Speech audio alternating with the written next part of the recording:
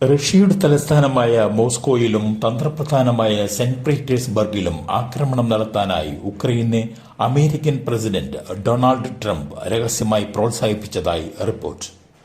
റഷ്യക്കെതിരെ ഉപയോഗിക്കാനായി ഉക്രൈന് ആയുധം നൽകാനുള്ള തീരുമാനമെടുത്തതിന് പിന്നാലെ ഉക്രൈൻ പ്രസിഡന്റ് വ്ളാദിമിർ സെലൻസ്കിയോട് ഫോണിൽ സംസാരിക്കവെയാണ് ട്രംപ് ഇക്കാര്യം ചോദിച്ചതെന്നാണ് റിപ്പോർട്ടുകൾ.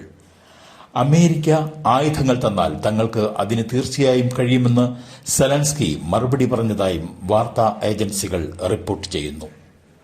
AI ക്യാമറയിൽ ഉൾപ്പെടെ കുടുങ്ങി പലതവണ പിഴ കിട്ടിയിട്ടും അടയ്ക്കാതെ അതേ വാഹനത്തിൽ തന്നെ സവാരി നടത്തുന്നവരെ പൂട്ടാൻ മോട്ടോർ വാഹന വകുപ്പ്. നിയമലംഘനവും പിഴയടയ്ക്കാതിരിക്കലും ശീലമാക്കിയവരുടെ വാഹനങ്ങൾ കസ്റ്റഡിയിലെടുക്കും. പിടിച്ചെടുക്കുന്ന വാഹനങ്ങൾ പ്രത്യേക സ്ഥലത്ത് സൂക്ഷിക്കും. പിഴപ്പലിശ സഹിതം അടച്ചു തീർത്ത് നിയമ നടപടികൾ പൂർത്തിയാക്കുമ്പോൾ അതുവരെ വാഹനം സൂക്ഷിച്ചതിന്റെ വാടക കൂടി ഈടാക്കുന്നതാണ്. മോട്ടോർ വാഹന വകുപ്പ് ഓഫീസ് വളപ്പുകളിലും പോലീസ് സ്റ്റേഷനുകളിലും വാഹനങ്ങൾ സൂക്ഷിക്കുന്നതിൽ നിലവിലുള്ള സ്ഥലപരിമിതി മറികടക്കാനായി സ്വകാര്യ കേന്ദ്രങ്ങളിലായിരിക്കും വാഹനങ്ങൾ സൂക്ഷിക്കുക.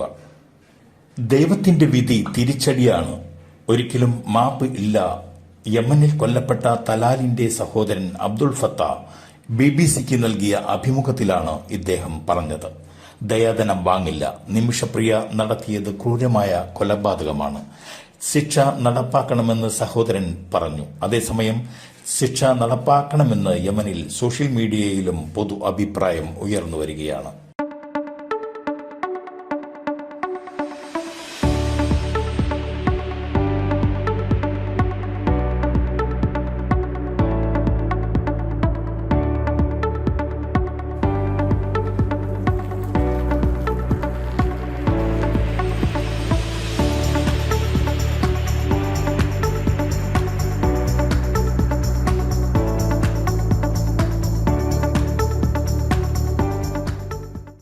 അനിശ്ചിതകാല പണിമുടക്ക് പ്രഖ്യാപിച്ച സ്വകാര്യ ബസ്സുകളെ ഗതാഗത മന്ത്രി ഗണേഷ് കുമാർ ചർച്ചയ്ക്ക് വിളിച്ചു. ഈ മാസം 22-ാം തീയതി മുതൽ ബസ്സുടമകൾ പണിമുടക്ക് പ്രഖ്യാപിച്ചിരുന്നു. വിദ്യാർത്ഥികളുടെ ₹1 ടിക്കറ്റ് നിരക്ക് വർദ്ധിപ്പിക്കണം എന്നതുൾപ്പെടെ വിവിധ ആവശ്യങ്ങൾ ഉന്നയിച്ചാണ് സംയുക്ത സമരസമിതി പണിമുടക്ക് പ്രഖ്യാപിച്ചത്. നാളെ വൈകിട്ട് 3:30-ക്കാണ് ചർച്ച.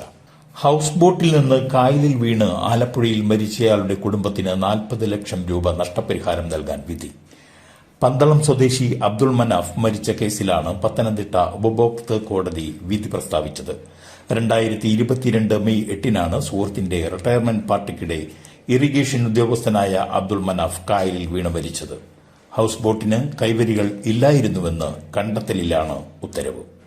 ശബരിമല കയറുന്നതിന് ട്രാക്ടർ ഉപയോഗിക്കരുത് എന്ന് ഹൈക്കോടതി ഉത്തരവുള്ളപ്പോൾ ADGP MR Ajith Kumar tractor ഉപയോഗിച്ച് ശബരിമല കയറിയതിൽ ഹൈക്കോടതിയുടെ രൂക്ഷ വിമർശനം. ശബരിമല ട്രാക്ടറിൽ യാത്ര നടത്തിയത് അധികാര ദുർവിനിയോഗമാണെന്നാണ് ഹൈക്കോടതിയുടെ കണ്ടെത്തൽ. നാളെ ജൂലൈ 17 കർക്കിടക മാസം ആരംഭം. തൃശൂർ വടക്കുംനാഥൻ ക്ഷേത്രത്തിൽ ഏറ്റവും വലിയ ആനയൂട്ട് നടക്കുകയാണ്. നിരവധി ആനകൾ ആനയൂട്ടിന് എത്തിച്ചേരും. ആനയൂട്ടിനുള്ള ഒരുക്കങ്ങൾ തൃശൂർ വടക്കുംനാഥ ക്ഷേത്രത്തിൽ നടന്നുവരികയാണ്.